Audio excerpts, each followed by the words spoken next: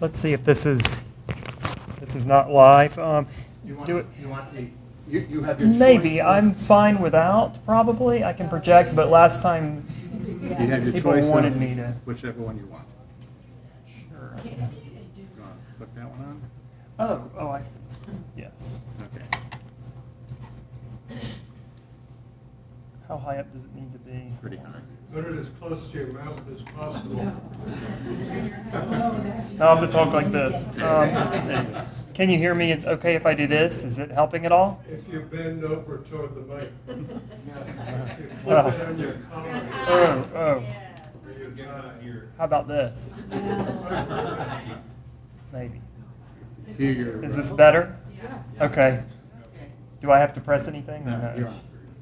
Okay, great. Thank you. Okay, I'm happy, by the way, to come back to this slide at the end of both of our presentations. If anyone doesn't get these URLs and would like to. These are just some online resources to some oral history-based content that has to do with integration in Cleveland Heights. So I'm happy to come back to that. I'd like to begin with a quote, and this is also something that comes from the oral histories that we've done over the years. Jacob Rosenheim grew up in the Huff neighborhood on the east side of Cleveland, and he recalled that in the mid-1950s, a friend of his family on Crawford Road sold his home to a black buyer, W.O. Walker, who was the publisher and editor of the Call and Post. Quote, he said, as soon as they moved into the house, it seemed as though for sale signs along the streets in the neighborhood popped up like tulips in springtime, end quote. Walker's experience mirrored that of most blacks who, in the words of many whites, penetrated or invaded a white neighborhood. Rapid resegregation continually redrew the color line in Cleveland, and the so-called changes were on Cleveland Heights' doorstep soon after Huff's transition. The starting point, I think, for understanding the eventual pressure to integrate Cleveland Heights in the 1960s and 70s must be the pair of great migrations that happened in the preceding half century or so. As these two maps indicate, I think pretty clearly, the black population of the American South, which comprised close to 90% of the nation's African American population in the early 20th century, underwent a dramatic change. A combination of Jim Crow laws in the South, as well as customs, confinement to the lowest paying jobs, fear of racially motivated assaults, and dropping cotton prices drove millions of African Americans from the land. World War I, by the same token, was a pull factor. If Jim Crow was a push factor, World War I industrial labor offered a hook or a pull, as the foreign conflict emptied factory floors of white male laborers.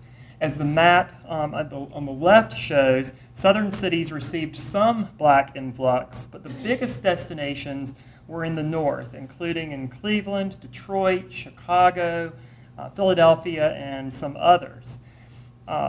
Cleveland's population more than doubled in the first 2 decades of the 20th century alone, and the 19-teens saw the single largest gain. More than 230,000 newcomers swelled the city to nearly 800,000 people. Therefore, the Great Migration, I think, helped a much larger wave of foreign immigration elevate Cleveland to fifth city status by 1920, according to the census. During World War II, a similar phenomenon happened, but on an even greater scale. The magnitude was much larger. More industrial job opportunities opened up in cities, especially this time not only in the north, which I'm including, by the way, when I say north, you understand I'm speaking as a born Southerner, for whom anything from out somewhere in the Great Plains all the way to Maine is the north. I do realize that there is a Midwest, but I'm conflating the Northeast and the Midwest when I say the north. But now, not only was this whole large north the target destination, but so was the American West, specifically places on the West Coast in California up to Seattle. From LA to Seattle, basically, was a big magnet in World War II.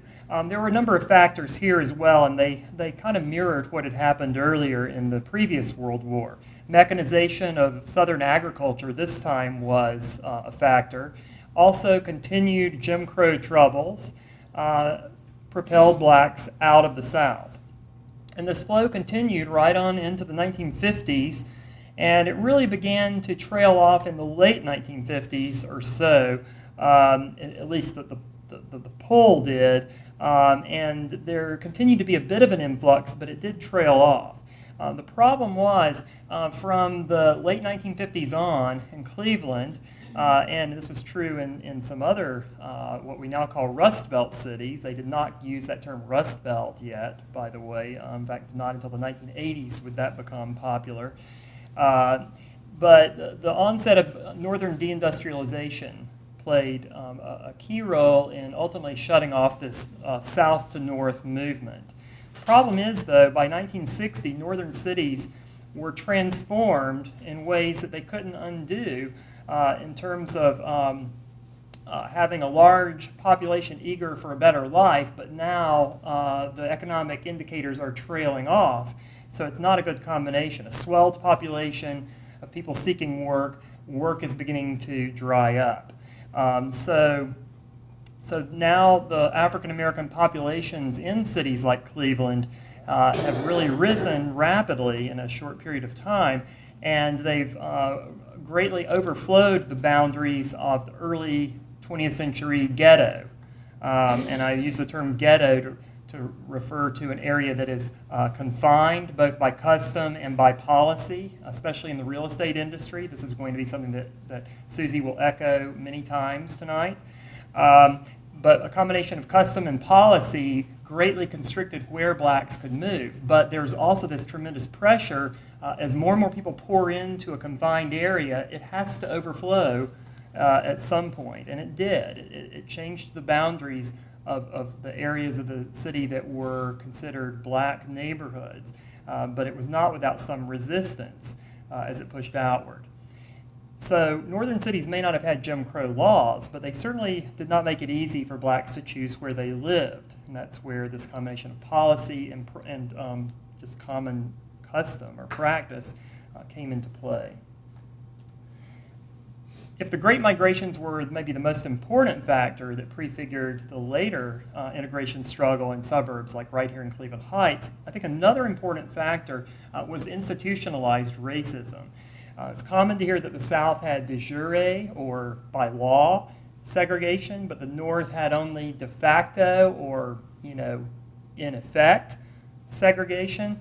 But I think the policies that are ensconced in at first at the local urban real estate industry level, and eventually telescoped nationally by federal policy, can't be overlooked. And that's where we really we fall into a trap, and we lull ourselves into this sense of, oh, well, we weren't so bad. The Southerners were the really bad people when it came to institutionalized racism. Well, we had our own version in the North, and it just looked different in some ways, but it was all the more insidious because it was harder to root out, I would argue. And it was something that, by the way, also I just mentioned that the civil rights movement had a harder time dislodging. There was one thing when you could get on TV and you could, you could do a sit-in, or you could do something that would prompt a white resistance that could be televised, and it would win over the hearts and minds of many TV viewers. You could build a mass movement that way. It was harder to build a mass movement when it's something more mundane like residential segregation, and you can't really push against that so easily.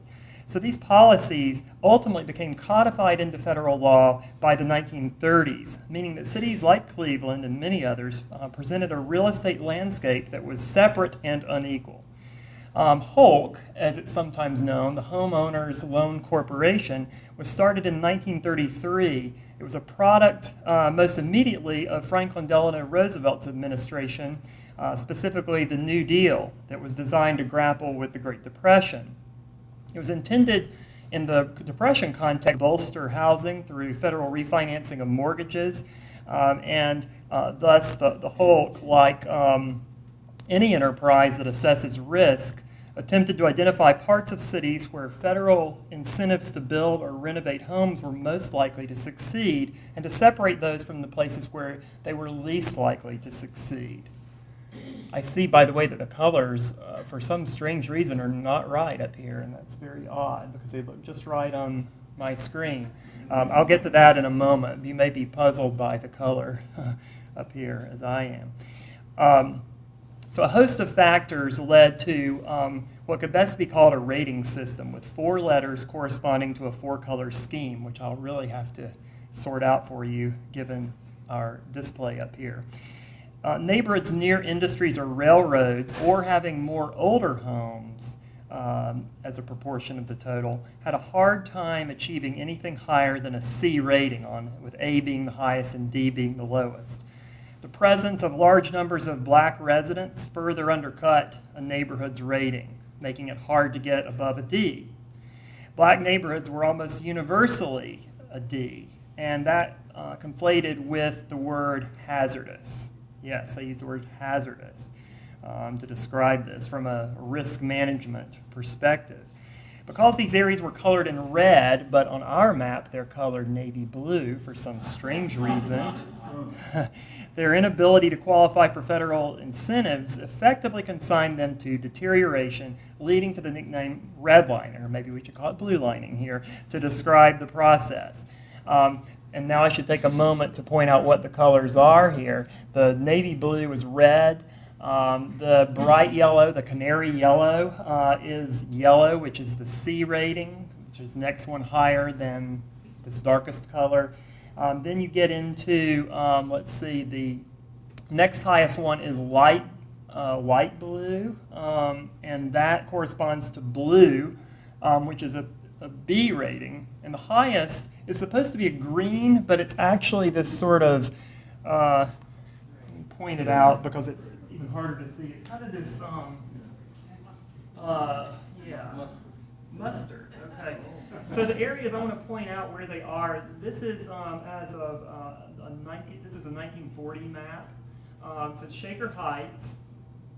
It is a little bit going north up here into, now it's hard for me to tell. I think this is getting up in, this is actually University Heights. Yeah, you're right. It's University Heights.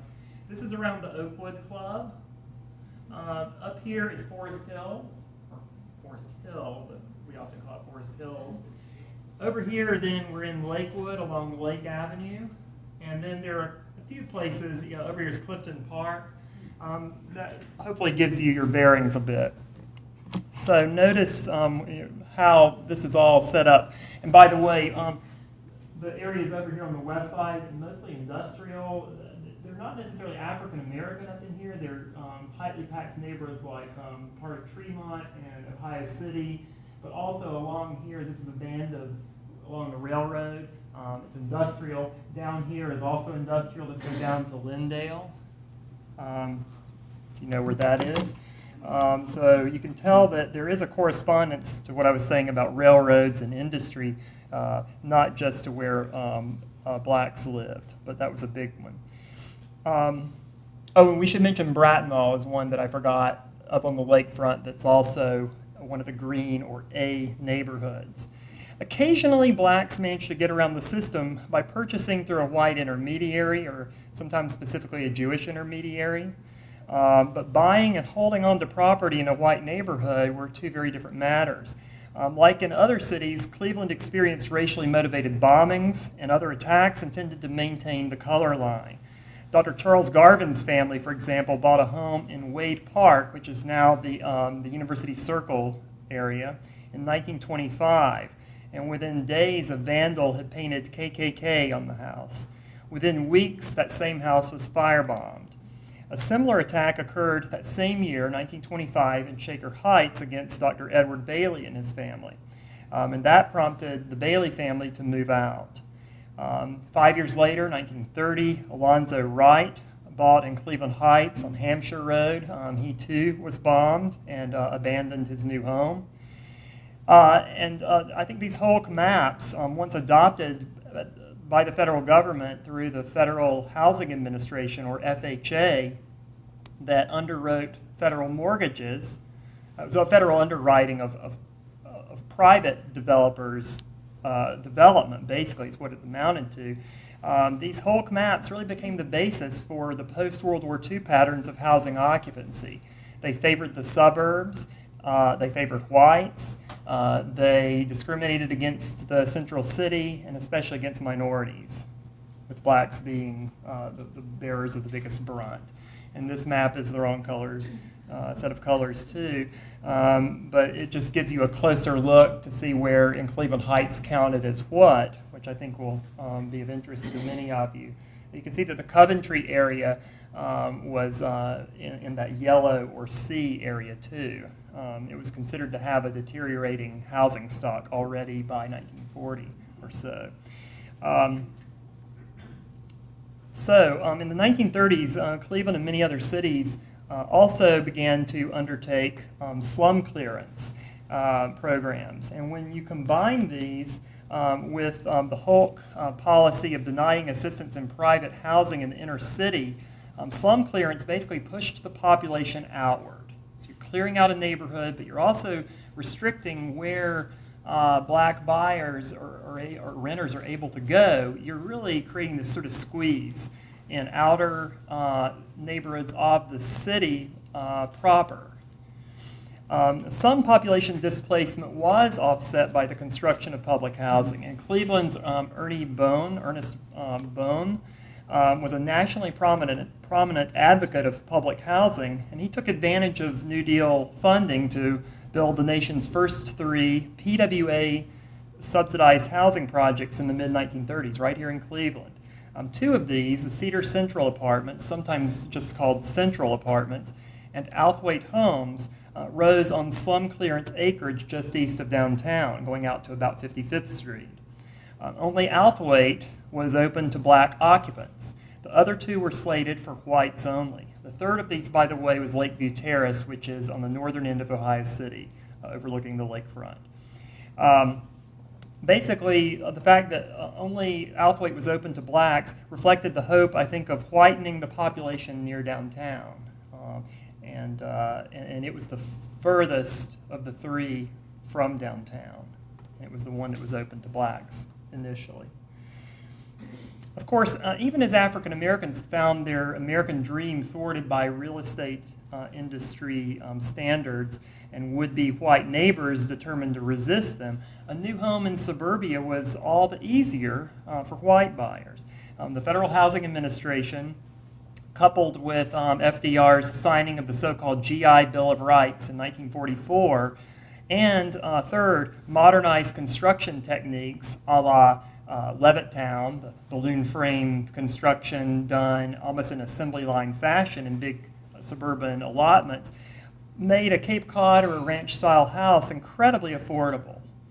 For a very, very low down payment, returning veterans from World War II could realize the dream of an electrified home, hence this GE ad on the left, which was really all about plotting your future in suburbia and imagining all the electrical appliances that would fill one's home and make life all the better than it had been in the city prior to the war. This is a 1943 ad. All that looked like it was the future, but it was the future for only some. Until the U.S. Supreme Court intervened in 1948 in Shelley versus Kramer, it was likely that their investment, these people on the left, would be protected further by racially restrictive covenants. The FHA, or Federal Housing Administration, shared white Americans' concern about protecting the value of their property, and thus required strict racial separation for new residential developments.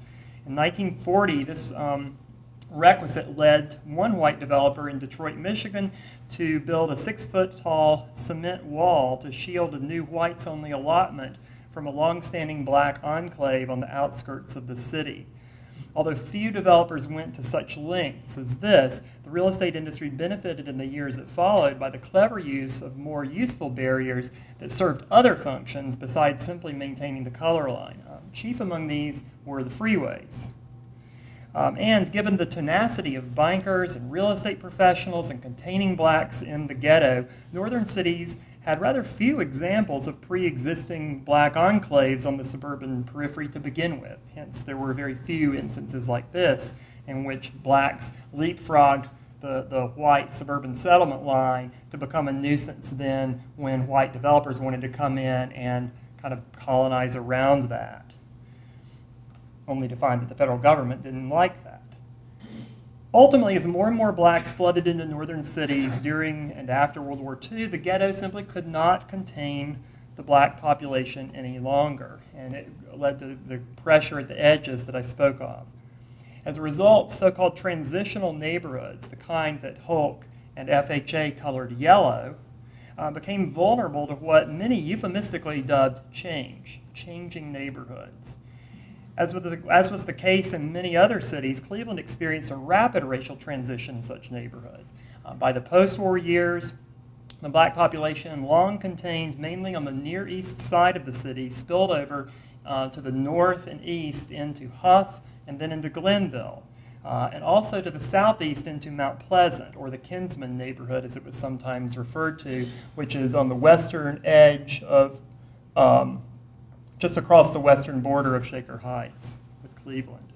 Between 1950 and 1960 alone, Huff, which was the area bounded by East 55th, East 105th, Superior, and Euclid, that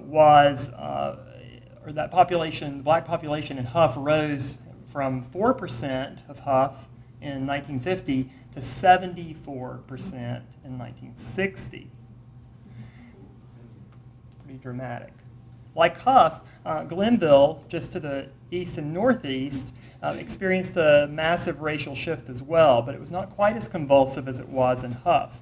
Back in the mid-1920s, Glenville and also Mount Pleasant held almost two-thirds of the city's Jewish population.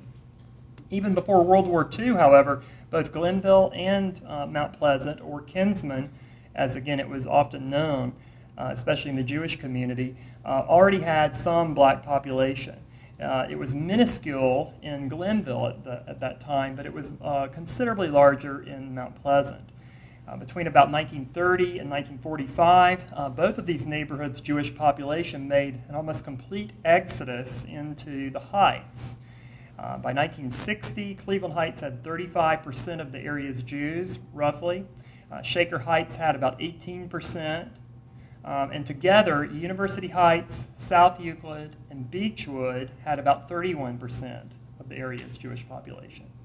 Thus, by 1960, 5 East Side suburbs held 84% of Cleveland's Jews.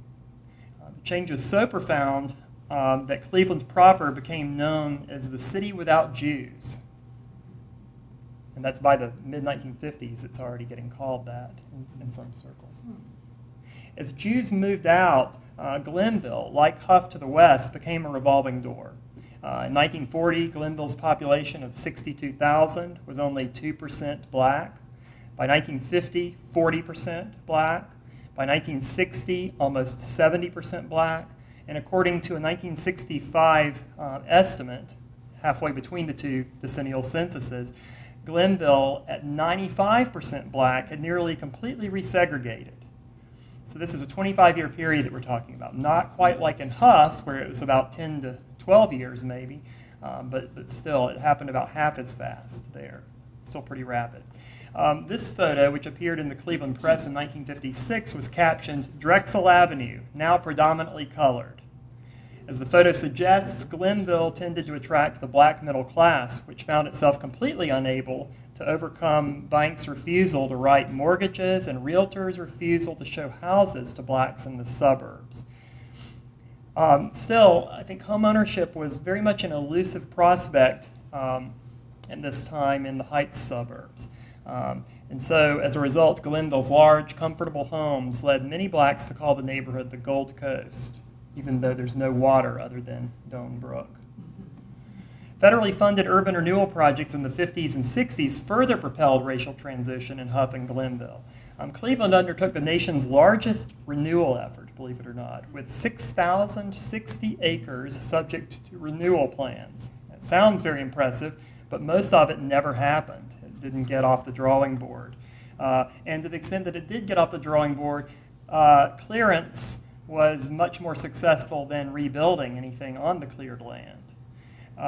The hopeful Operation Demonstrate in 1955, pictured on the left, which saw 2 dilapidated houses relocated to Cleveland's Mall downtown for a demonstration of restoration possibilities, really belied the fact that the housing instability in the city, fueled by racism, was basically unraveling the East Side neighborhoods at a rapid rate, much faster than such token conservation efforts could undo the damage. And within about 10 years, the city actually had a program called Operation Demolition. So from Operation Demonstrate to Operation Demolition in 10 years, and you can sort of connect the dots and begin to see what was happening.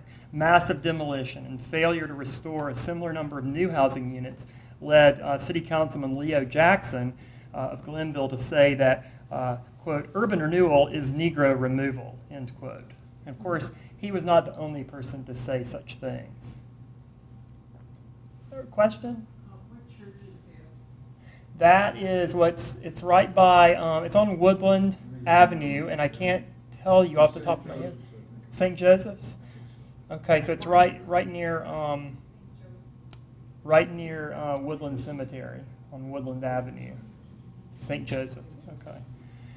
And then this on the left was a house, and I can't tell you right now where that house was moved from. I can't remember the location, and I don't have it in my notes, but both of these images are on the Cleveland Memory Project online, and you could look up Operation Demonstrate to see the one on the left. If you did a search for an advanced search for urban renewal, you could find the one, probably both of these actually, by doing that search.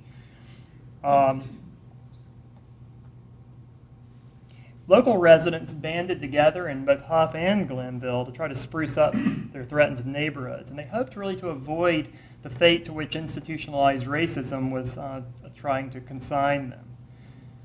You can see these efforts underway in both neighborhoods. The one on the left is in Huff, and the one on the right is in Glenville. The conditions created by squashing hopes for better homes in suburbia, though, and pursuing policies that led to the deterioration of city neighborhoods really reached the proverbial boiling point in Huff in 1966. And that's well known, I think. Huff had been losing population even before the riots through demolition, arson, and white flight. But Huff went into a much steeper decline following 1966, losing about half its population over the next decade alone. The fate of Huff, as seen in this 1967 photo on Lexington Avenue, seemed to confirm White's belief that black occupancy brought inevitable decline. East Cleveland was in the middle of a rapid 5-year or so racial resegregation at this very time, second half of the 1960s.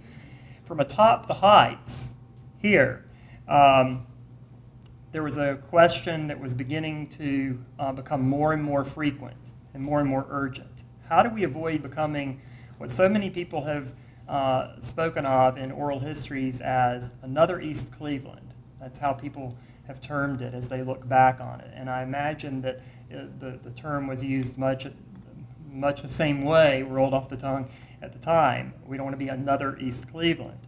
In back of that question was the assumption that East Cleveland was simply the next in a long line to see the same unrest that Huff and Glenville had seen before. And so the natural question was, how might Cleveland Heights follow a different course?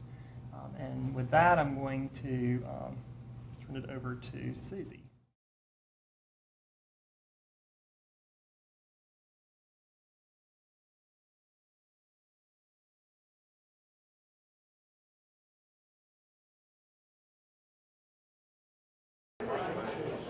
I'm Susie Kaeser, and even though the advertising said I was a historian, I'm not a historian. I'm a community activist. I'm trained as a city planner and an anthropologist.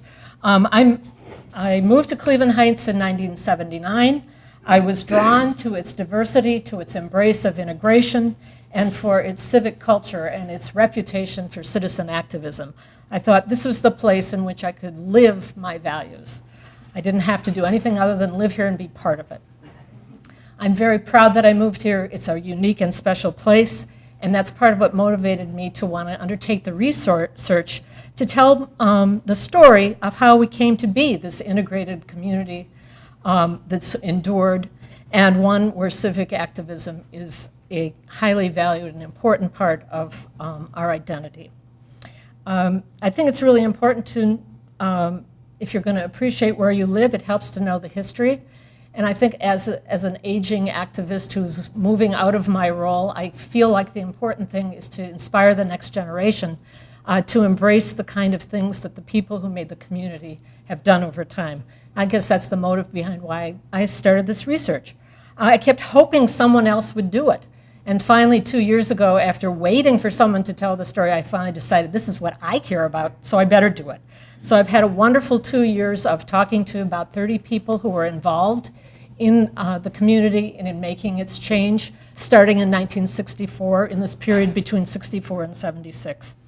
A lot of them had documents hidden in their basement and their attics, and it's extremely important to have those documents because they tell you so much, a lot of the detail where memories tell you the experience and the movement and the feeling, but the details get lost. So if any of you, I know there are many of you who probably lived through that period, and if you were part of that, please find your documents and get them to Mark.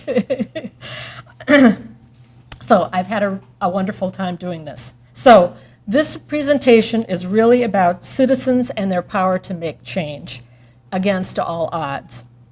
It's about people taking responsibility for their community and guiding its future. In our case, it was opening up a basically all-white community, embracing integration, and fighting the forces that would cause resegregation. As Mark explained, the pattern had been over and over that integration was a fleeting thing and resegregation was to the expected outcome. And that is not what happened here. Cleveland Heights and University Heights, to some degree, were local outposts in the greater civil rights struggle of the mid-20th century. The civil rights movement was about citizen activism to challenge policy, practice, and tradition that denied citizens their civil rights. In Cleveland Heights, the story focused essentially on housing and the lack of choice that African Americans had in where they could live. And the people who got involved in the movement here decided to do something about that. Now, Martin Luther King did come here in 1963 at St. Paul's Church.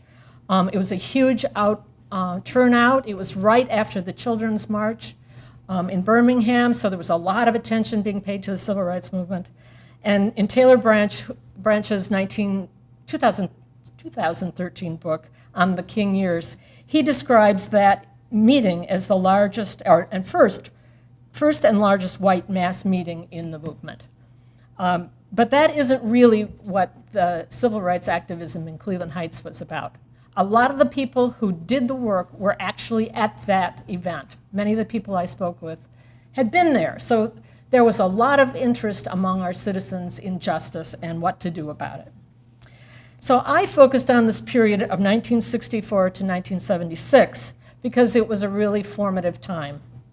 7 organizations came into being starting in 1964, and the last one started in 1973, to work towards integrating and securing integration in our community. It is the period during which the proportion of African Americans in the community increased for the first time in 60 years. It wasn't a huge increase, but it was enough to actually trigger all those forces that encouraged resegregation. And it was during this time that city government's role completely changed from being a passive, not interested, unengaged placeholder to 1976 when the city approved its 9-point plan where they fully embraced and took responsibility for integration and claimed it as the city's greatest asset. A huge amount of change in that period. So in 1964, Cuyahoga County, as Mark has pointed out to you, was highly segregated. Integrated neighborhoods didn't really exist, or they were always moving. But in 1964, this started to change.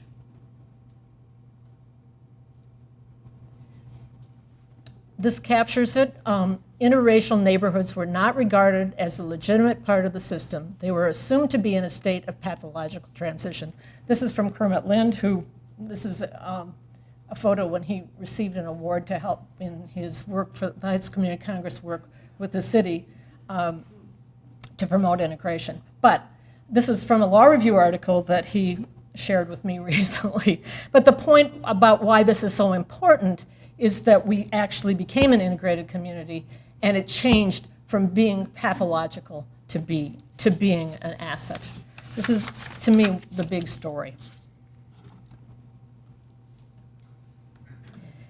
Taylor Branch, again, I really recommend that book to you. He, in the 50th anniversary of the March on Washington and the Civil Rights era, he felt it was important to retell the King years.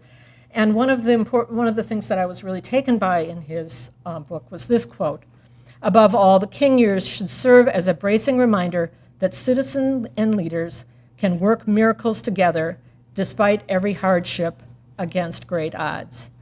This is the civil rights story. This is our Cleveland Heights story, too. I believe that activists can change the world, and the civil rights movement is a great affirmation of that.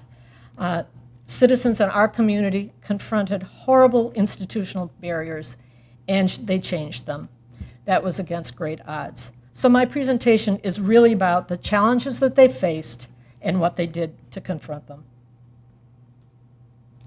This is a picture of the groundbreaking at Severance Shopping Center in 1966, I think. And the second from the right is, in the dark coat, is the mayor, Kenneth Nash. And this great book, written in 1966, The Proud Heritage of Cleveland Heights, describes what the community was like at the time. So civic life was garden clubs and church groups. There was a very entrenched elite that had been in control in city government for about 30 years, and they were very disinterested in community involvement. And there was a minimal amount of government. And that there was very little awareness of what was going on around us. As the mayor said, it can't be overemphasized that although some changes and some redevelopment will occur, the basic face and character of our community is expected to remain unchanged. Nothing could be farther than the truth. So one of the odds that they had to overcome, seems to me, was the lack of leadership in their city government and a comfort with the status quo.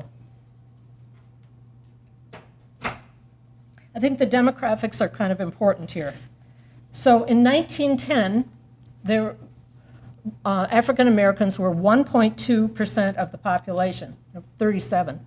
But in the period we're looking at, 1960, it was 0.4%. So the period where this has started, the population was at its highest, but the percentage African American was at its lowest. And by 1970, that percentage change had increased to 2.5%, which is the biggest change that had happened in the whole 60 years. And while that doesn't seem to be a huge number or percentage change, 1,500 black people was enough for people to feel afraid, and for integration to then, that would be defined as integration, and it would be a threatening state of being. So I think it's important to put those in perspective. So between 70 and 80 is when we had the most rapid change, and since then things have evened out. And for 2010, you'll see that both black and white population is decreasing. So the declining population is the dynamic in a way at this time. But you will notice that the population is essentially stable, even though people point out to me not every street is racially integrated, but the community as a whole has maintained in this way. So to me, that's essentially a success story that is not really taken place in many other places. And where Mark pointed out changes happening in 10 and 15 years, this is over, 100 years where we are.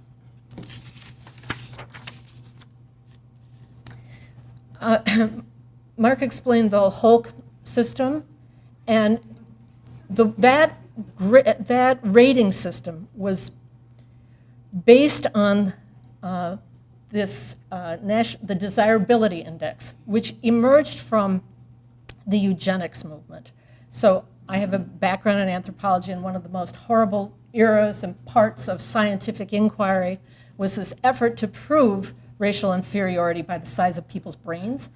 And from that ill-designed research, there was this ranking of desirability of different ethnic groups. And to realize how deeply ingrained, this is totally faulty, but it was used in the Hulk ratings, it was used to control immigration decision-making, so it was an evil in thinking that didn't go away, and in a way has never gone away.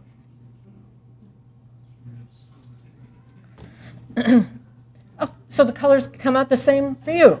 All right, so, so we got the redlining story. It's important to know that the whole real estate industry was rigged in support of segregation. So if you were a black home seeker, you were certainly not going to be welcomed into communities that were not redlined, because it would be assumed that you would then cause instability. So you would be undesirable. So realtors could use that to justify not serving you. So the whole industry was built around these prejudices that were validated and institutionalized in public policy. KBOR, which is the Cleveland Area Board of Realtors in 1964, was all the members were white. They refused to serve black clients, either sellers or buyers. So if you were going to sell your house and you were white, you were only going to go to a white realtor, and the only person who was going to see your house was going to be white. So how do you change that cycle? They were up against that. It was really interesting that white realtors would turn down listings from white sellers who were willing to have their home shown on an open basis. Open means to anybody. So they were willing to turn down money to reinforce this. In addition, it was also built into cultural norms and community norms. So you wouldn't want to be, if you're selling your home, you wouldn't want to break the street. Your neighbors would be mad at you. You could be run out of town. People often, if they did sell their house to somebody black, they would leave in the middle of the night before their neighbors found out. Donaline Poduska, who lives in Oxford, told me the story of in the early 70s, she and her family went to Rome for the year, and they rented their house to a black family. And when the mail carrier told everybody on the street that they had sold their house to a black family, people threatened their daughter with violence. Neighbors stopped speaking to them. So it was very real, the way people treated each other to reinforce this prejudice and this exclusion of anybody different from the neighborhood.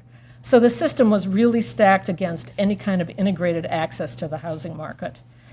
So to me, that's big odds.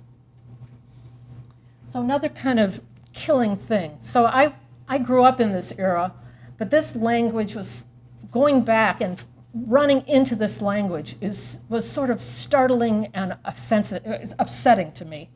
And so Barbara Held, who was very involved at the time, had collected for the League of Women Voters the key complaints about integration.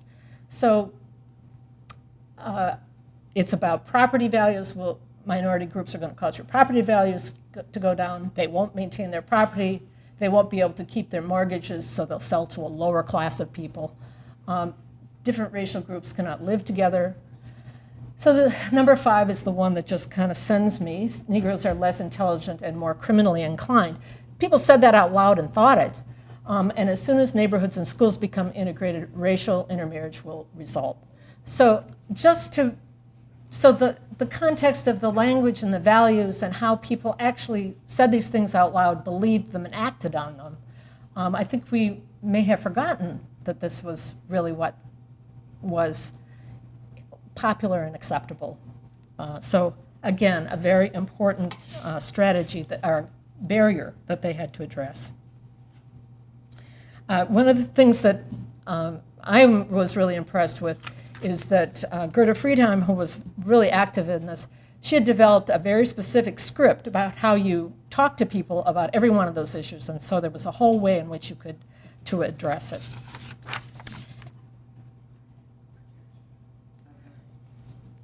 So one of the people that I enjoyed interviewing was Phyllis Brody, who was a founding member of Heights Citizens for Human Rights, which came into being in 1964. And I think that this personal crisis, this sense of outrage about how immoral this was, is what fueled people to get involved and try to make some change. So here, there were 7 different groups that came into being at this time. Part of why this is a long presentation is that I'm going to talk about 5 of them. I won't talk about 2 of them, but the first 5. And I think it's important to say that if you recognize how deeply rooted the prejudice, discrimination, and segregation were in the culture, you needed at least 7 organizations. You needed many different ways of coming at the issue. And I think the strength of Cleveland Heights is that people kept coming at it, kept identifying different ways in which to address it as it progressed and as things changed. So a great strength of our community was that there was so much organized effort. Important to me is that almost all of it was volunteer-driven. There was only one organization, the Heights Community Congress, which was the last one to be formed of these 5 that had paid staff.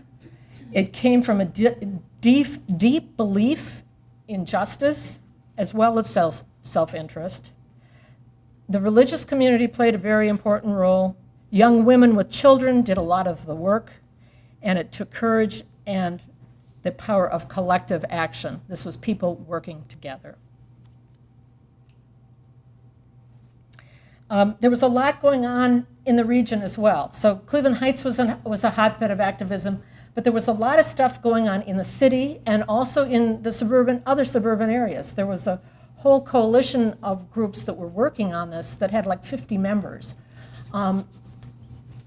Fair Housing Incorporated, I'll talk about it. It was a nonprofit real estate firm that was created to do integrated housing sales. This is a coalition in Cleveland. So at any rate, these were all things that were going on at the period. So they weren't alone. And there were also 2 national organizations, the National Committee Against Discrimination in Housing, which existed in the 50s, which helped create the climate for fair housing legislation, and then National Neighbors that was created in 1971 at Oberlin College, of which Cleveland Heights was always a member, always a leader.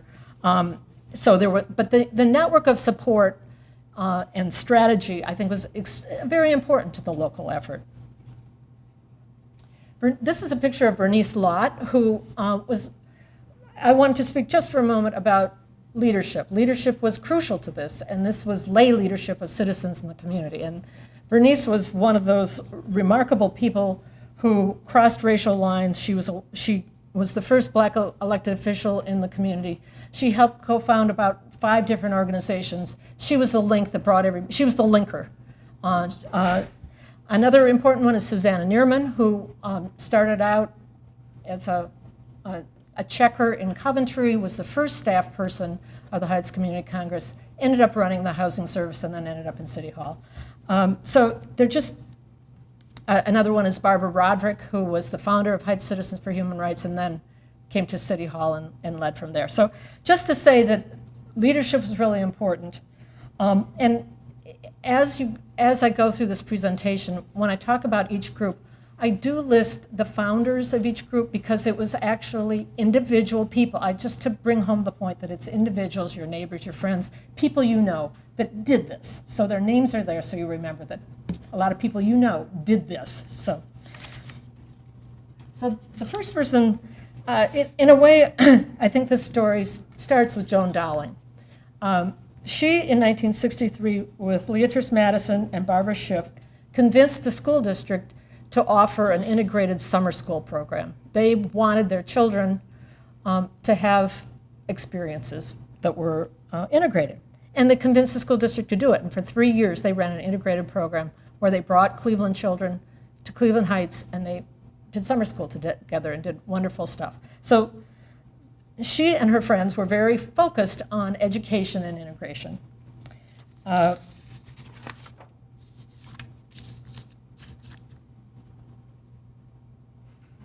Because of that, they also were interested in what was going on in Cleveland. And in 1964, the Cleveland public schools had gone through this long period because of that increase of population in Glenville that Mark told us about. The schools had totally, the population had way outgrown the schools. So the school district had to figure out what to do with all these extra children. There were like 1,500 extra children. So they would bus them to white schools and keep them in separate classrooms inside of white schools. It was intact busing. It was horrible.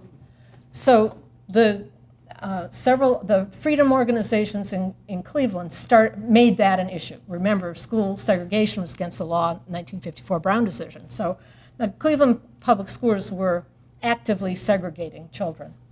And the Cleveland Heights, so what it came down to is after a lot of negotiations, they broke down. The school district decided in its wisdom that the only solution was to build more schools in Glenville, keep kids segregated. So the people who were concerned about the segregation fight had demonstrations at the building sites trying to stop the construction of the buildings. I think this is at Stephen Howe Elementary School, which is 2 miles from Cleveland Heights. And on April 6th, 1964, there was a terrible incident where Reverend Bruce Clunder, who was one of the demonstrators in the civil disobedience, was killed. The backhoe drove over him to avoid the people in front of him. So it was a terrible accident, but it absolutely galvanized these Cleveland Heights people. Many of the activists who had been at that white mass meeting with Martin Luther King were also here. And they got together at St. Paul's Church. No one knows quite who called the meeting. I haven't been able to get that. But according to Phyllis, the point was, the question is, what kind of community do we want to be? If we're concerned about segregation in Cleveland, we have to be concerned about segregation in Cleveland Heights. So I consider this issue as really being the starting point for activism in Cleveland Heights. So the first group was the Heights Citizens for Human Rights. That's the group that came out of the basement. And I think it's really important that Barbara Roderick, who was the first president, they pointed out how important it was for a volunteer organization to be involved, that volunteer activism can do things that elected officials and nobody else can do. So they understood the importance of that. It was a largely white organization, but they were very committed to including blacks, and every time they would help somebody move into the community, they would recruit them to their organization. I really tribute them for opening our closed community. This was before the Fair Housing Act of 1968. It was right at the time of the Civil Rights Act, but there was no law to support their work to make change. Their goal was to have at least one black family on every street in Cleveland Heights. And at that time, one black family would be the same as integration. But their whole purpose was to give choice, that the civil rights, human rights violation was that African Americans did not have choice in where to live. And their goal was to create choice. So here's some of the things that they did. They got around the real estate market by reading the newspaper every week, clipping for sale by owner, and calling all of those people to see who was willing to sell on the open market. And they actually found people who were willing. They would then, so they would visit them and talk to them. At open houses, people would go and sort of see how how blacks would be treated. They'd sort of check it out, they'd scout it out. They would escort and support black home buyers. They partnered with organizations, Project Equality in Cleveland, to find blacks who were interested and willing to integrate, for whom integration was a value, something they wanted to be part of. So that's how they helped find buyers for the houses that they found. They would welcome new families. They organized street meetings to talk about people's fears. And they talked a lot with people who might resort to panic selling. So one of the stories that I heard about was on Dartmoor Road. A black doctor moved in, and somebody on the street was very upset about this. So he called a street meeting. And Gerda Friedheim, who's the person who had helped him move onto her street, told him about the meeting. So the night of the meeting, he of course is not invited. He knocks on the door and says, so I hear you're having a meeting here and it's about me. What do you want to know? So that sort of ended it. So just to say that they knew talking to people and talking to people and talking to people was a very important way to make change.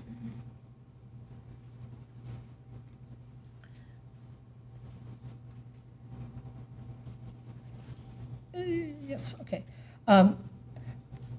So this is Gerda helping people. Good. So what I think was very impressive about HCHR was how clear they were about their goal. That choice was it. They weren't interested in control. They knew they couldn't control the outcome. They couldn't make sure every street was balanced. All they wanted to do is make sure everybody had choice. And that is a theme that has dominated the Cleveland Heights approach to integration, unlike the Shaker approach, which tried to control it. But when city policy and every effort in between has always focused on showing everyone everything, trying to make sure you have a choice. You make the choice, but you have to have choices.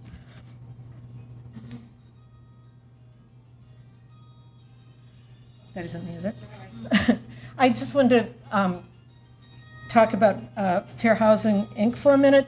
Just that this, in order to support integrative moves, you had to have a realtor who was willing to take the deal. So actually, Fair Housing, Inc. came out, which was a nonprofit, came out of Fairmont Church, and they sold shares in it because they didn't think they would actually have a profitable business. But so that was an important resource for helping with these integrative moves. And Joyce and Bill Collins were the 10th, or I think they were the 20th client of Fair Housing, Inc. They bought their house in 1965. Fair Housing, Inc. went out of business in 1972, thinking that the job was done. Joyce is a person who, they came in using Fair Housing, Inc., and at one point she became the head of the housing program for Heights Citizens for Human Rights. One of the things that really impressed me about HCHR was the neighborhood organizing. In 1967, they held 40 meetings in people's homes to talk about race and fear and housing change. The face-to-face, person-to-person work, that's what citizen activism is, and it is what you do to help people confront their values and their fears. And they found a lot more supportive people than you would have thought existed by making the conversation possible. And one of the things that I really love about this is the language of moral responsibility. So it's hard to read that, but one by one, we build our community, either by acting or not acting. We are responsible for our community. So there's the message of the day. And that's what drove their behavior, and that's what they used to try to make change.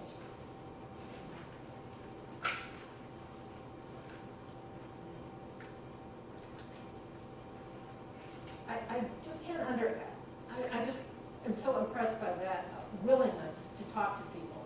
That was so crucial to them. So all of this change that started didn't always go well. So in this period that I looked at, there were 6 bombings, 1 shooting, many cross burnings, a lot of vandalism, plenty of threats, and lots of cold shoulders. It caused damage, but it didn't work. Where Mark talked about people who gave up. In this case, some people gave up, but for the most part, what it did is it brought out in our community people who had quietly gone along, who suddenly decided that this bombing was going too far, and they had to stand up in support of integration. So Kenneth Cooley was at the last time I gave this presentation, and he told me that the way he got his house was at a sheriff's sale, and that was one of, so I've been trying to figure out, if you can't get funding, if people aren't going to give you a mortgage, how do you get a house? So you do your research, you find something that is cheap, and that's how you get it.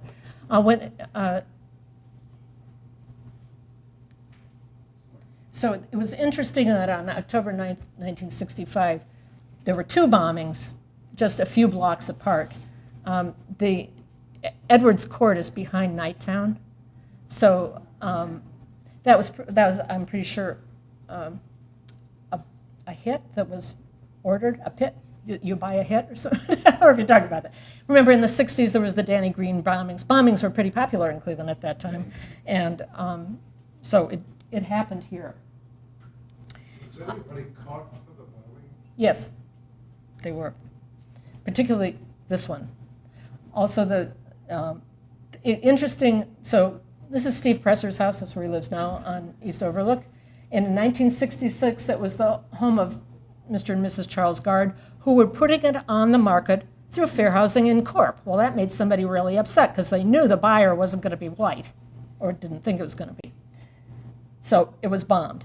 The next year, after it was sold to Newton Hill, who was the new executive director of Karamu, once he bought it, it was bombed. And it was really seriously bombed. It was a very dangerous thing. But they did catch the bomber, and it was a hit that was ordered by the neighbor who lived around the corner on Norfolk, a mafia guy. So each So time, the bombings did originate within the city of Cleveland Heights? yeah, they did. But the hired bombers probably didn't live here. Right. And the kids that did the vandalism, some of them were out-of-town kids, some of them independent kids. I mean, it was a variety of things. But I think what's important is the community response. I'm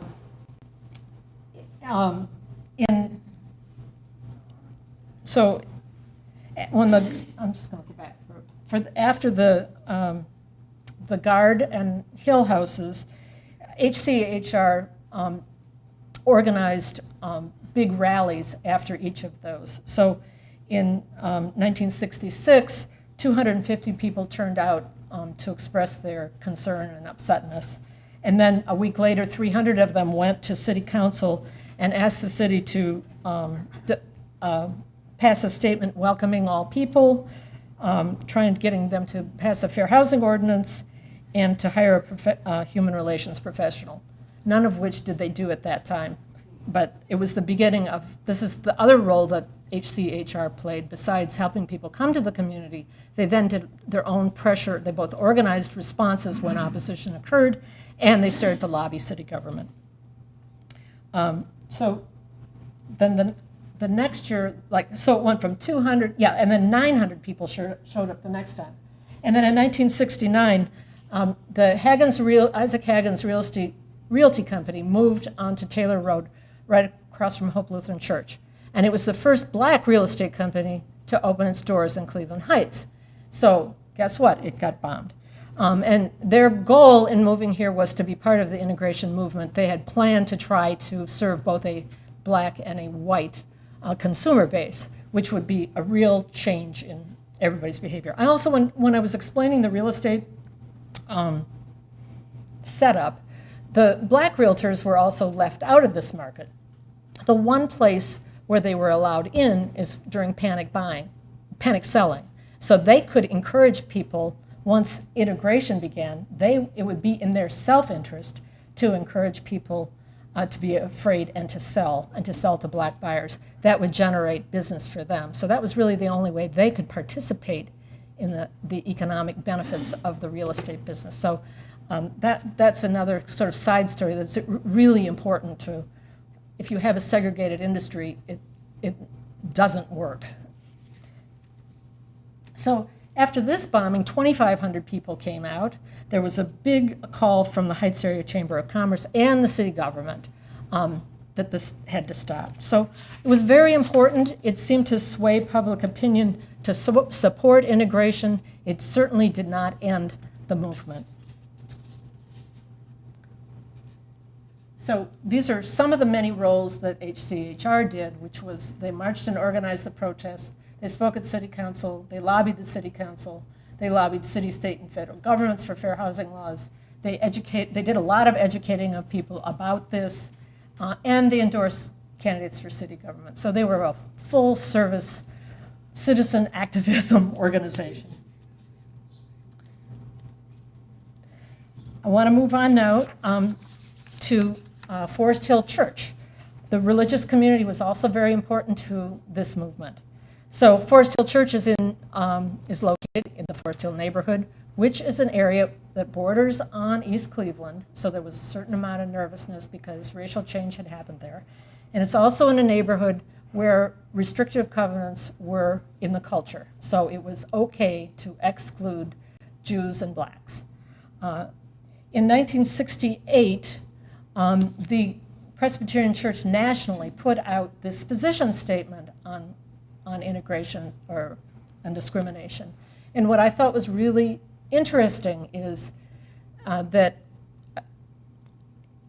silence is morally wrong. So if you know what's happening and you don't do anything, so that was a very strong position for the church to take. And each church then had to decide whether or not it wanted to endorse this statement. So the Forest Hill Church, led by Ned Edwards, who had been at the demonstration where Bruce Clunder was killed, who had been with Martin Luther King, who was very concerned about civil rights. The church took a position, and they lost a lot of their members, but they then proceeded and pursued support for integration in the community. So what church groups do is, after they adopted that position, the church community decided that they should study urban issues and integration, and that they should adjust their thinking about black people. They knew they needed to examine themselves if they were going to endorse this position. So they did 3 years of study, and at the end concluded that the way they were not going to be silent was to create an organization called the Forest Hill Church Housing Corporation, which is now the Home Repair Resource Center. So it got started in '71. They understood that, remember, one of the narratives about black people moving is the property values will go down and they won't maintain their property. So one of the cornerstones of successful integration was the capacity for people to maintain their homes. So they chose a very concrete activity, but it was very important. It couldn't have been more important as far as a resource to support integration. And it was important because a couple of things. First, the housing stock by then in Cleveland Heights was 50 years old. It was getting old. It was going to need repair. People who were going to flee the community weren't going to take care of their properties. They were going to turn over something that was in less than great shape if they could. And black buyers who had been denied mortgages weren't going to be able to get mortgages for home improvement. So they needed to make sure there were resources available to people so they could actually maintain their homes. And in 1974, they started something that I think is very important, which is the Challenge Fund, which essentially guaranteed loans so that people who were not able to get credit, they would be backed by Home Repair Resource Center, and then they could actually get those crucial investments to maintain their homes. So I would like to add, as a board member of the Home Repair Resource Center, that since then there have been at least 1,000 of those loans using the same $150,000 that has been recycled over 43 years. So it's a really cool thing. I think they hit the nail on the head. Another very important organization to me was the Committee to Improve Community Relations. This group got started in 1971 at an incident at the YMCA, which is what that picture is. You know, it's right across the bridge from here. In 1966, the Y became also YWCA. They added a YWCA chapter into that building. So Doris Allen and Bernice Lott, two African-American leaders who lived here and worked at the Y, were in the building in 1971 when white thugs came in and beat up the black boys who were at the Y. The police came and the response was tepid, they were not satisfied with the level of response from the police. So they pulled together their friends and decided, if we're going to make living in this integrated community work for us, we have to be very engaged. And we have to work to look out for our interests because nobody else is going to. So they worked on many issues, including police, particularly the way the police dealt with black kids, the lack of employment of blacks in city government, but the schools were a major focus of the work they did. I loved that they were very strategic about mobilizing 10 black men in 10 minutes. They had a terrific group of people, and they did that a lot, and that worked out for them. I think it's very important to recognize that black families played a huge role in the integration process in Cleveland Heights. First, they had the courage to move to a place where you're likely to be bombed or firebombed or shunned. They embraced integration as something that was desirable, and they needed to do that if we were going to have it. They were willing to educate foolish white people at times. They were used to dealing with white people, but many of us were not experienced at dealing with black people.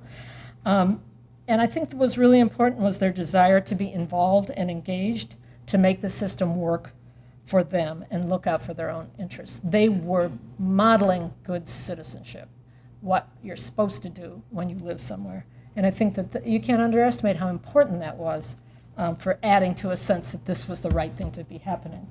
And the thing that they worked on the most was the schools. So they described themselves not as a separatist organization to exclude whites, but to speak directly to black people's concerns. In 1973, the high school kids, black high school kids wanted a Black Recognition Day. They were concerned about discipline practices. They were concerned about racist language from educators and students. They were concerned about a lot of things. So they drew up a petition and took it to the Board of Education asking for various changes. And they worked the system, but they didn't get what they wanted. So after demonstrations and a number of other things, they used the Civil Rights Commission and filed a complaint against the school district. And Doris Allen told me that it was a bluff. They didn't think they were really going to have to do it. The letter writing back and forth is magnificent. It's just great to see. But in the end, they decided they had to file a complaint. And what's great is they won.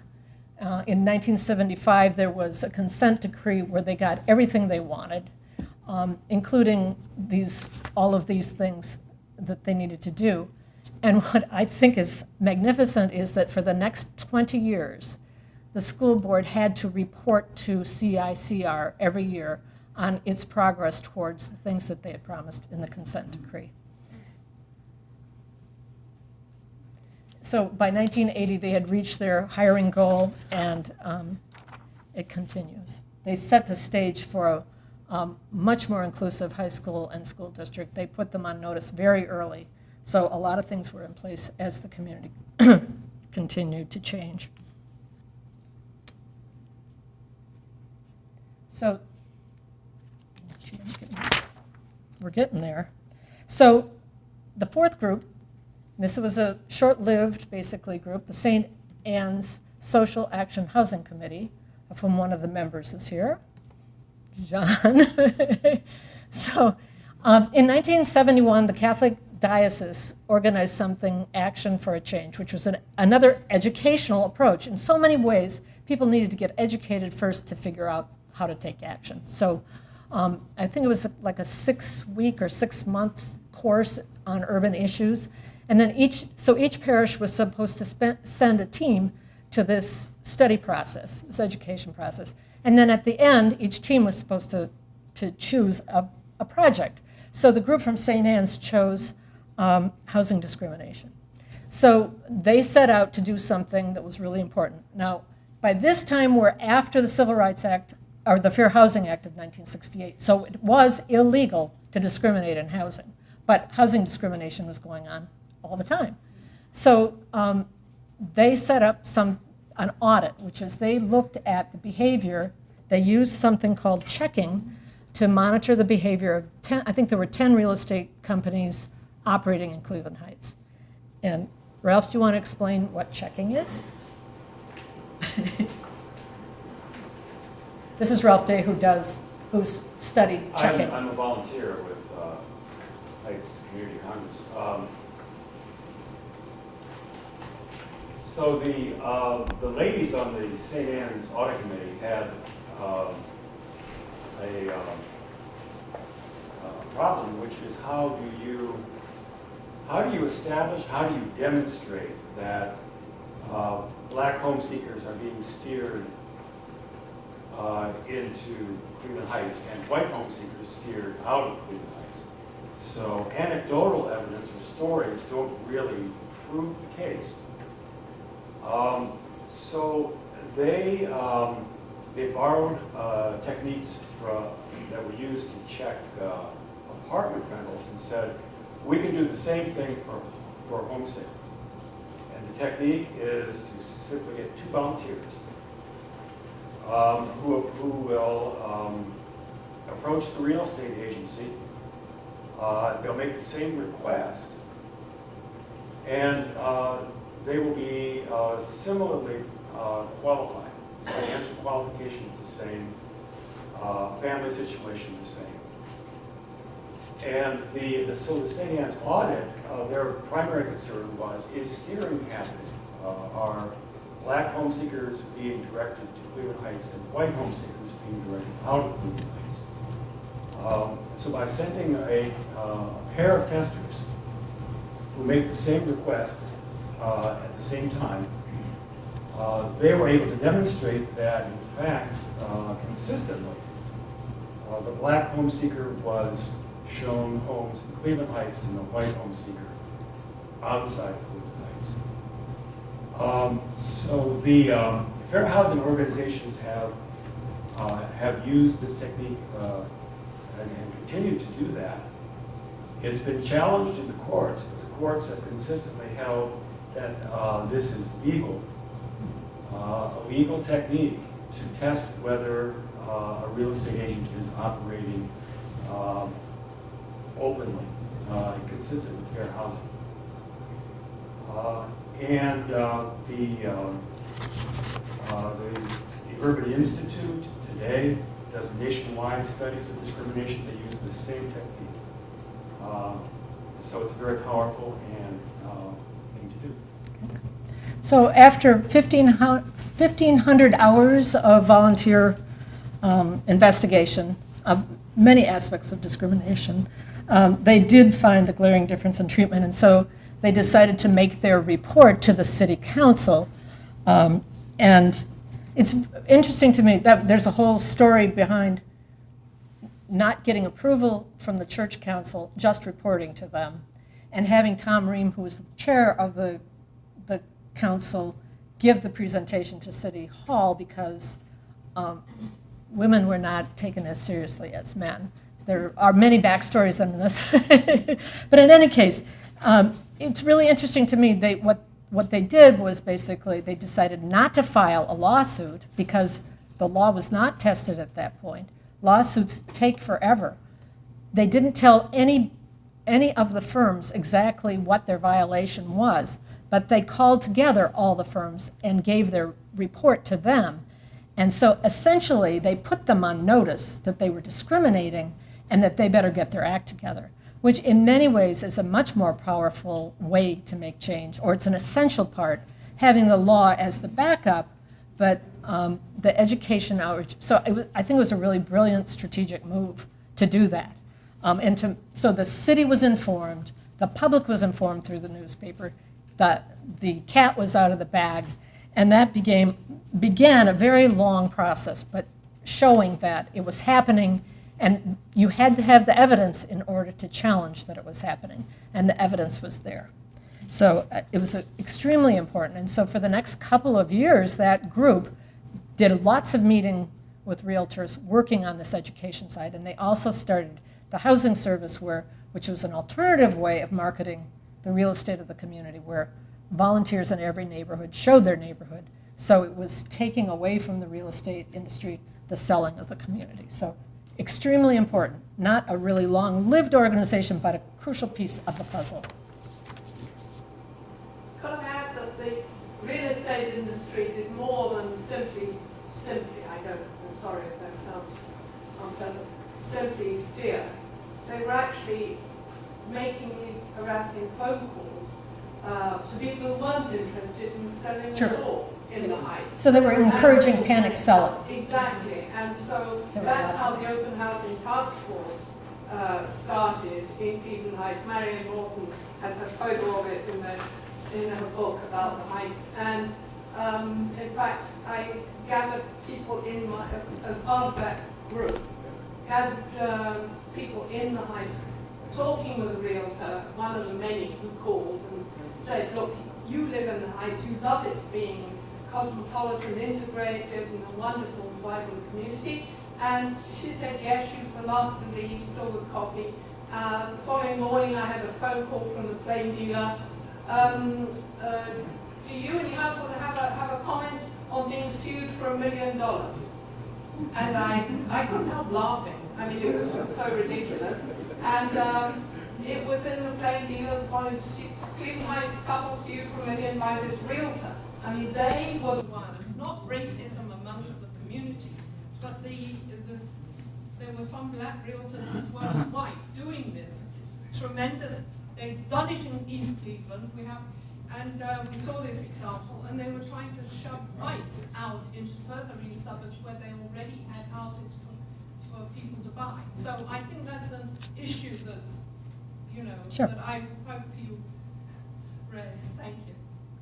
So the last group, which, when I started, I thought the story was the Heights Community Congress. It was actually the last group to come into being of the groups that I studied. And it came, again, this was after the community had gone to 2.5% black, and the resegregation forces were out there at work. And there was recognition that something more permanent and lasting needed to go on. They borrowed many of the strategies from all the groups that were before them. So it got started in the Carmelite monastery I think conversations started in 1972. And the Catholic institutions that had investments all over town and the Jewish institutions that had investments all over town, they had a self-interest in making sure that the community didn't flee, because it would leave all those institutions and all that infrastructure empty. So they had a vested interest in making the community stable. They also had a moral interest as well, but there was all this, and they also had the resources of having people all over the community. So they started meeting in the Carmelite. They were brought together by, Harry Fagan was one of the people that brought them together, and David Sarnett from the Jewish Community Federation. And as Mary Boyle explained to me, who was representing the St. Louis parish, and she said, I didn't know anything then, but we know she knows a lot. At any rate, she said, the thinking was that we had to have everyone involved if we were going to win. So it was awareness of how insidious the forces for resegregation really were, and that here we had arrived at this level of integration, but if it wasn't going to go quick, everybody had to be involved. So they created the Heights, this idea of the Heights Community Congress, and I think it was Oliver Schroeder, who was the city council member, who was the city representative to that, who came up with the name, the Heights Community Congress. I found that on a piece of paper in one of his memos. In any case, so that it was getting city government, school district, every religious institution, senior citizens, black organizations, every organization you could think of, they were all to be represented and make this big community-wide, every element, everybody, every neighborhood would have an organization and would be represented on the Congress. So it was really this idea of having a massive community commitment to problem solving and to building community and to making an enduring community. So I think they did some amazing things. They did have 10 neighborhood organizations. They did lots of community organizing. They had task forces that dealt with all kinds of issues, not just housing. They got a contract with the city to run the housing service. They did checking, which continues to be done by the Congress. They monitored lending practices and proved discrimination against the whole city. There was a comparison between lending practices in Lakewood and Cleveland Heights, which led to federal legislation with Proxmire, when Proxmire was in Congress. They finally did file lawsuits. The first one was really the first, I think it was the first case that used the Fair Housing Law, and with a judgment against Rosenblatt Realty. And then the Hilltop case, which was a very important law, it established that real estate firms are responsible for the behavior of their agents, which was extremely important to, again, fighting those real estate practices that promoted resegregation. So they did an awful lot in this era that I'm describing, and this was many ways in which they contributed to the ongoing stability of the community. So in 1973, the Congress got a grant from the Cleveland Foundation and the Gun Foundation, so they became the first funded organization. So they had hired staff that worked for the community all the time as an independent, community-based organization to support the community. And they exist to this day.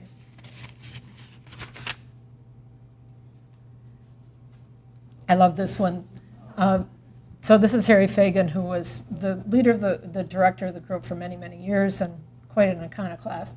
So I think this is really important. We don't think Cleveland Heights is a problem. We think it's a solution. That was the attitude. Being integrated is the solution. It's not a problem. I replaced this slide, but it didn't hold on. What I was trying to show is I wanted to give a little overview of how the city role in this changed over this period.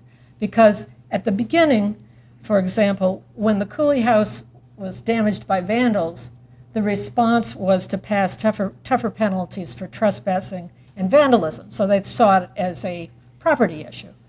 By 1966, the Heights Citizens for Human Rights really was pushing the council to take a much stronger role, which they resisted. In 66, the city did issue this kind of tepid welcoming statement from Nash, and it just didn't do much for me. In 67, the city passed a ban on for sale signs as a way to try and stop panic selling. So that was a first kind of concrete step, although Heights Citizens for Human Rights did not think that's what they should do. They wanted them to pass a fair housing law. In 68 was the first time that the assistant city manager, Charles Mauger, was assigned responsibility to respond whenever there were complaints of any kind of discrimination. So that was sort of the beginning of the city taking a more active role. By 1970, they had hired Barbara Roderick, who was this leader of Heights Citizens for Human Rights, to come inside city government and work on housing. And in 71, Committee to Improve Community Relations filed a complaint against the city about the way the police harassed blacks. 72 is when St. Anne's came and explained to the city what the problem was. By 74, the city had cut off its relationship with the Congress and brought the housing service into City Hall. So they were beginning to take more action from City Hall. But in 1976 is when the city approved its, that's the type of statement, its 9-point plan, which firmly embraced integration as a community asset. They put the full force of government behind it, including starting point-of-sale inspections, which there had not been before, which was extremely important to protecting buyers against having lousy houses being passed on to them. So a number of things.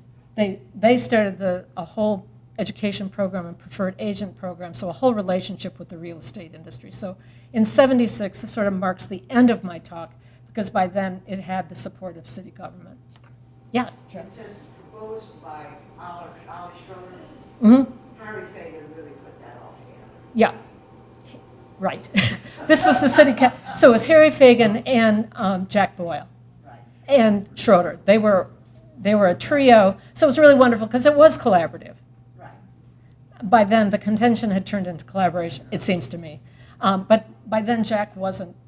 There was a progressive change in government, but by the time this was passed, those people had all been pushed out of government again, so it was an all-Republican council at that time. So, yeah. You had a previous slide there, Susie. Yeah. That said something about realtors oppose any phone ban. Yeah. What is phone ban supposed to I think that was about, you couldn't do solicitation by phone saying, there are black people moving onto your street, don't you want to sell? There was a lot of that. That was how the panic selling was promoted. So they were trying to, so you could sign, the city had passed this thing where you could sign a piece of paper saying you didn't want to be solicited. But, you had to sign it for it to happen. So people walked around town getting people to sign these things. So, but that was another one of the interventions. Yeah. So this is one of the marketing posters for the city, which was selling it as a melting pot, which is this is on Joyce Collins' wall as well as in City Hall. So as Greta Friedheim, who was really, really a mover she opened the door and got people to move into this city. She said, we set out to open up Cleveland Heights, and we did it. It was the most exhilarating time of my life. It was a chance to eliminate blight on our society. And I think that's true. So here's some of the things that I think these activists did. They took ownership for the community and changed it against all odds. They opened a closed real estate system and gave African Americans more choice about where to live. It wasn't solved. They pioneered the use of civil rights laws to achieve their goals, shaping their use. I mean, this is really a very important story about the law being there, but how do you use it? And people here were pioneers in using the law and vindicating it, showing how it worked. We were the place where that happened. They transformed city government into an active resource for open housing and integration from a very passive nothing. They proved that integration was viable and made it the community's signature asset. They created an infrastructure of nonprofit organization that increased the civic capacity of the community to address difficult issues. I think this is an important, lasting legacy of this period. They helped shape Cleveland Heights' identity as a place that values diversity, activism, inclusion, and justice, which I think is also a great legacy. They transformed a segregated suburb into a unique and wonderful community, and they proved that the power of organized, focused, and principled citizen activism. The end.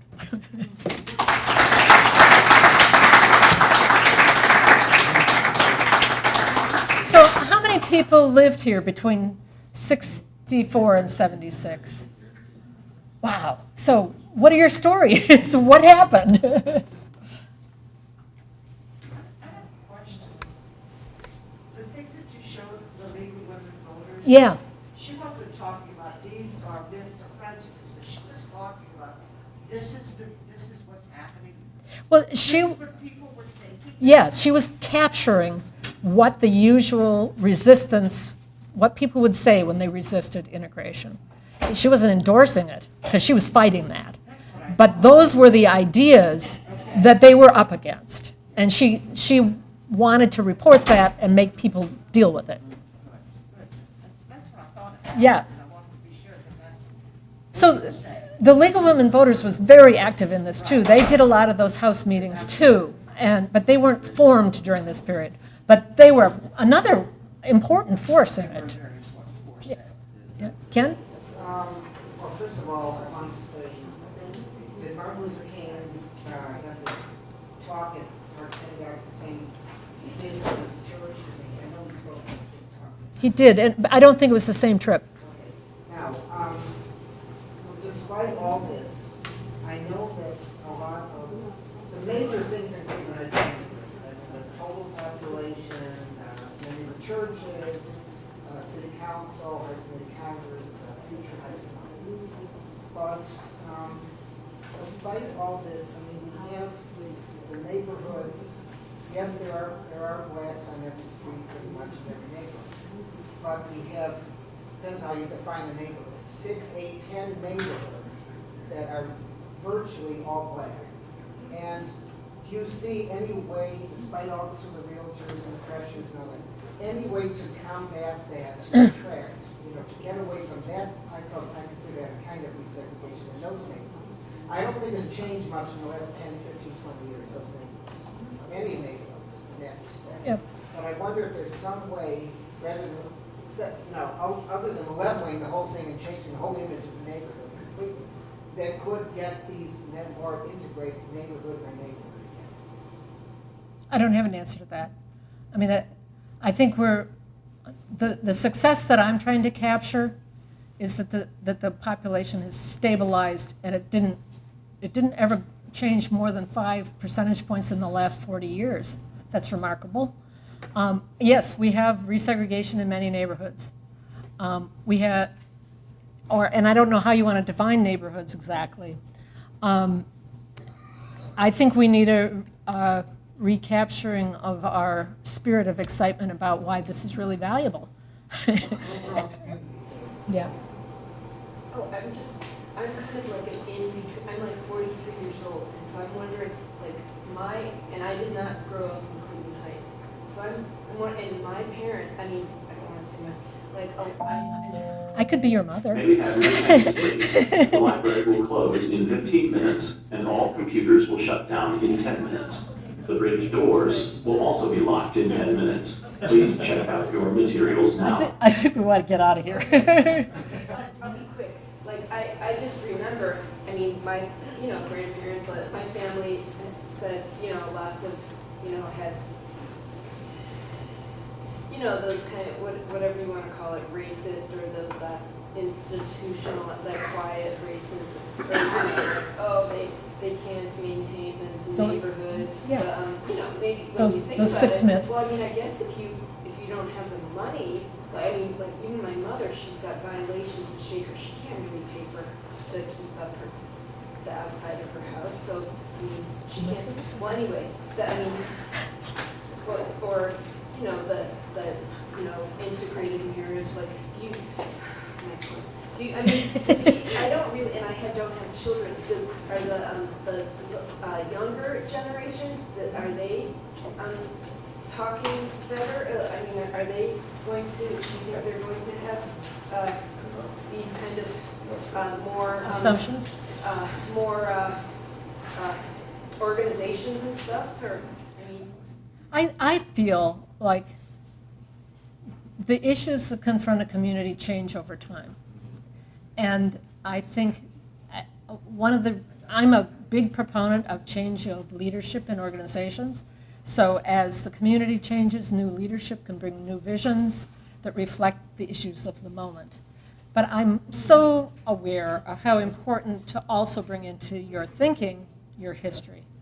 And I just feel like, the reason I wanted to give this talk is to remind people of what people in this community believed in, what they fought against, what they fought about, what they fought for, what they cared about, and the value of raising your voice. And there are many issues today which are not these issues, but may have some relevance to these issues. And if those are the burning issues for your generation, then I just want you to start the organization, go get your collective voice and get to it. Has anybody done a study to see if there being different prices for the same quality houses in Cleveland Heights? So if there's a racial tax? If there's a tax, right, if you're black, the house is more. I don't know I don't think so. Can you repeat that question to the? Yeah, is anybody monitoring to see if there's differential, if you pay a different amount for a house if you're a black or white buyer? Is that right, what you were asking? Yeah. Are black- I mean, that certainly was very much the case if you look at the history of housing and racial change in every part of the world. That was always a factor. But I don't know if that's a factor today. Can I throw in one other thing? It's not directly related to this, but it's something that I wondered if, when Susie showed the slide with the demographics of the last 100 years, you may have seen that the lowest the black population was in all that time was 200 something. You might wonder, well, how could 200 or so live in Cleveland Heights without stimulating this fear of change? And I think the answer to that is that these were people who were servants living in large homes, and maybe in a few cases they reflected apartment renters in buildings, probably janitors of buildings more likely, especially in the Coventry area. Susie may know more about that. But No, I don't. But that's a pattern I've read about, at least in other cities. I can't substantiate that every last one. No, I wouldn't think so. And there were some examples of earlier blacks moving into Cleveland Heights. There was a bombing on Washington and Cottage Grove in the early 1930s. Cooler heads prevailed, and for some period of time, the black family continued to occupy the house thereafter with the support of the neighbors. And afterwards, I'm not sure where they went, died, or whatnot, but there were some sporadic earlier ones, and I would say that it was not as big a problem when there was a perception that this was very much a fluke, but by the 1960s, it was not seen as a fluke, it was seen as part of a dramatic pattern of inevitable change, an invasion. So I think that the time period solidified, hardened the problem in Cleveland Heights, whereas in some other places the problem might have been seen as more imminent, but that was mainly inside the city limits. So one last question, because we have to get out of the building. Shelley Stokes, who is Lewis's daughter, has a similar presentation that she does on the Ludlow Shaker. I lived there before I lived here. Neighborhood. And what, the commonality is the movement started in homes and in churches. And I think to the point that over here is making is, we will be continually faced with changing situations, and it behooves us to remember, we have a moral responsibility, and it does have to happen. We have to come together in our homes and our faith institutions. That was a good ending. I'd like to thank everyone for coming. And our libraries. And thank you for talking to Susan for the presentation.